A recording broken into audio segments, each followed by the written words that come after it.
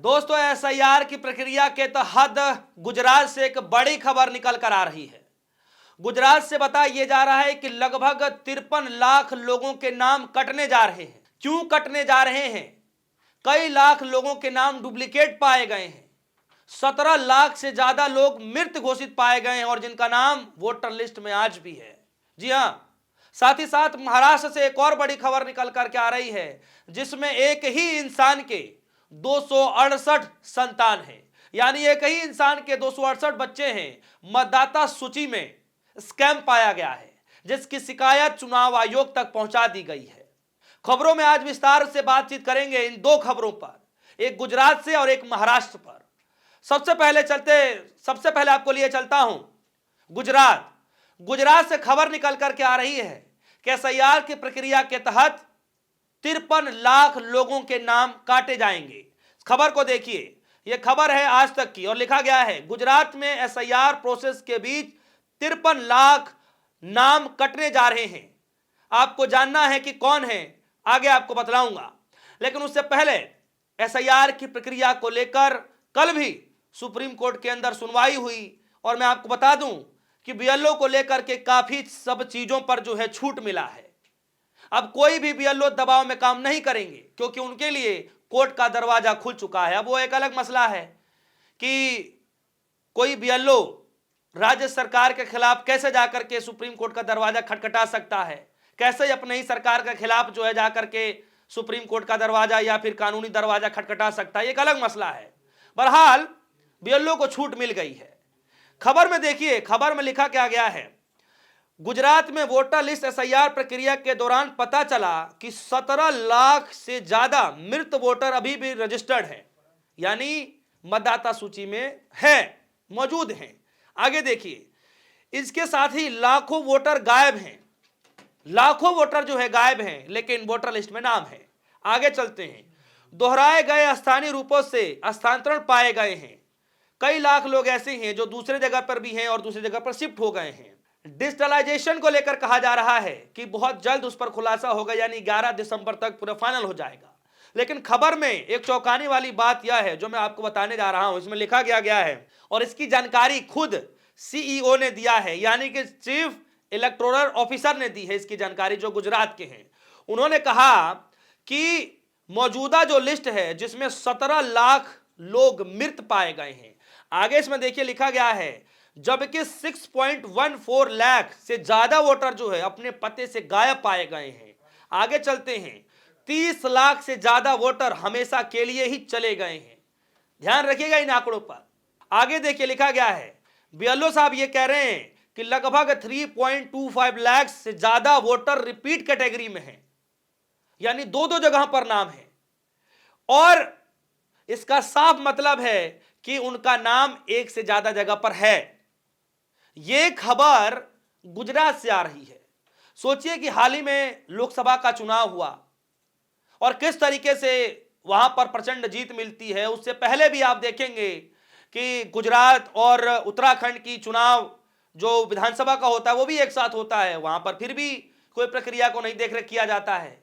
लेकिन आज देखिए कि किस तरीके से कितनी भारी तादाद में गुजरात के अंदर में वोटर लिस्ट में गड़बड़ी पाई जा रही है। एसआईआर की प्रक्रिया के तहत अब ये सब कुछ खबरें जो हैं छन छन कर निकल कर आ रही हैं, जिसमें 17 लाख से ज्यादा लोग तो मृत पाए जा रहे हैं।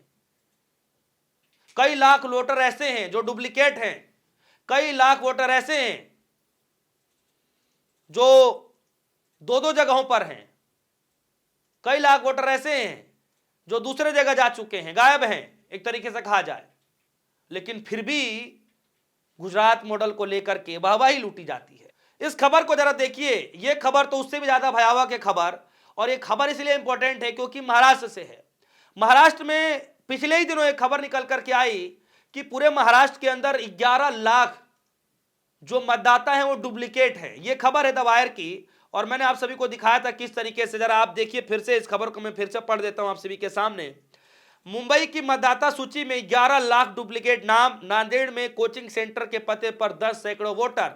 इस बात को लेकर के खुलासा किया गया था। और खुद अभी 2-3 दिन पहले की खबर है जब निकाय चुनाव हो रहा था, उसकी वोटर जो वोटिंग डालने के लिए मतदाता केंद्र में लोग जाते हैं, तो 2 से ज्यादा बताया जाता है कि जो फर्जी मतदाता होते हैं उनको पकड़ लिया जाता है, और फिर यह खबर आती है कि वो फिर भाग भी जाते हैं। मैंने ये खबर बताई थी आपको, लेकिन भागने वाली जो खबर मुझे बाद में पता चला, 2 फर्जी मतदाता गिरफ्तारी की जाती है और वो छूट करके चले भी जाते हैं, भाग जाते हैं, पता नहीं कैसे क्या हो जाता है।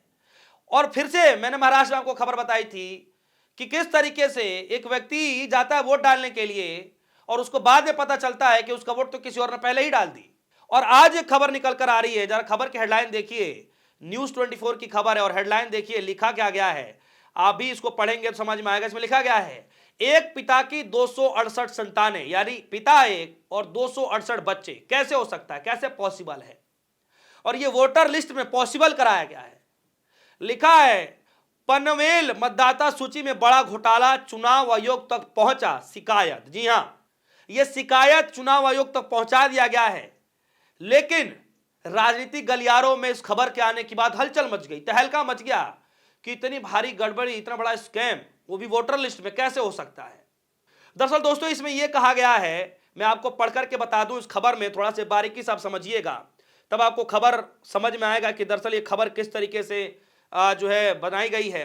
इसमें लिखा गया है कि महानगर पालिका क्षेत्र में मतदाता सूची से जुड़ा बड़ा फर्जीवाड़ा, यानी मुंबई से सटे पनवेल में कि प्रभाग क्रमांक 2 की वोटर लिस्ट में एक ही पिता के नाम पर 268 बच्चों की एंट्री दर्ज पाई गई है।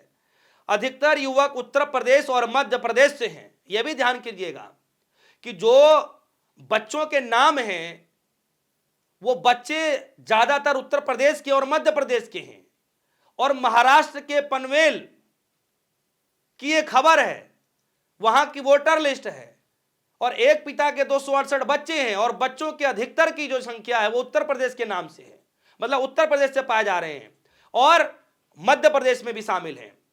इस खुलासे के बाद राजनीतिक गलियारों में हल्का जो है हड़कंप मच चुका है दोस्तों। लेकिन आप इस तरह खबर में चलेंगे तो इसमें यह लिखा गया है कि कार्रवाई करने के लिए राज्य के निर्वाचन आयोग तक इस मसले को पहुंचा दिया गया है। और आपको जानकर हैरानी होगी कि इस खबर को देख करके जो महाराष्ट्र में नवनिर्माण सेना, जो नई पार्टी है दोस्तों, जो पार्टी है महाराष्ट्र में नवनिर्माण सेना, उन्होंने अपनी बाकायदा आधिकारिक एक्स ट्विटर हैंडल पर यह कहा है कि इसके खिलाफ जल्द से जल्द कार्रवाई की जानी चाहिए। लिखा गया है कि अगर ये फर्जी 268 वोटर मतदान करने पहुंचे हैं तो मनसे ने कहा, यानी महाराष्ट्र नवनिर्माण की पार्टी ने कहा कि उसके कार्यकर्ता मैदान में उतरकर कार्रवाई करेंगे और उनको वोट नहीं डालने देंगे। मनसे ने पनवेल तहसीलदार मीनल भोसले से तुरंत स्पष्टीकरण मांगा और चेताया कि चुनाव आयोग से कर्मचारी की भूमिका सामने आई तो उन पर कार्रवाई होगी। यह बाकायदा आधिकारिक जो ट्विटर हैंडल है मनसे का, यानी महाराष्ट्र नवनिर्माण पार्टी की तरफ से यह इस पर किया गया। मतलब वोटर लिस्ट में किस तरीके से गड़बड़ियां हो रही हैं, ये थमने का नाम ही नहीं ले रहे हैं। और इस पर लेकर के कहा जा रहा है कि अब यह मसला चुनाव आयोग तक जब पहुंच ही चुका है तो अब इंतजार करना है कि चुनाव आयोग क्या इसको भी शेरो शायरी अंदाज में कहकर टाल देगा, या इस पर भी कोई कड़ा रुख अपनाते हुए कोई कड़ी बड़ी कार्रवाई की जाएगी। कुछ दिन पहले ही जो शिवसेना शिंदे गुट के एक विधायक है, वो दंदनाते हुए मतदान केंद्र में घुस जाते हैं, जहां पर एक महिला जो वोट डाली होती है उससे बातचीत करते हैं, जो कि नियमों के एकदम विरुद्ध है। उनको लेकर के क्या कार्रवाई होगी अभी तक कुछ पता नहीं चल पाया, कोई अपडेट नहीं आया है। एक गाड़ी में 6 लाख रुपए पाए जाते हैं, क्या कुछ किया जाता है, कोई अपडेट नहीं है कि भैया कौन है, कहां से आया। वो 2 फर्जी मतदाता पकड़े जाते हैं, उसके बाद जो है छूट जाते हैं, अपने आप ही भाग जाते हैं, उसको खबर को लेकर के कोई आता पता नहीं है। अब ऐसे मसले में एक ही पिता के 268 वोटर लिस्ट में पाए जा रहे हैं, और वो भी बच्चे जो है उत्तर प्रदेश और मध्य प्रदेश के हैं, तो सोचिए कि कैसे संभव हो सकता है। दोस्तों, इस दोनों खबरों पर आपकी क्या राय है? जो भी राय होगी वीडियो कमेंट सेक्शन में जाइएगा, अपनी राय रखिएगा। फिलहाल के लिए दीजिए इजाजत। देखते रहिए न्यूज़ धन्यवाद।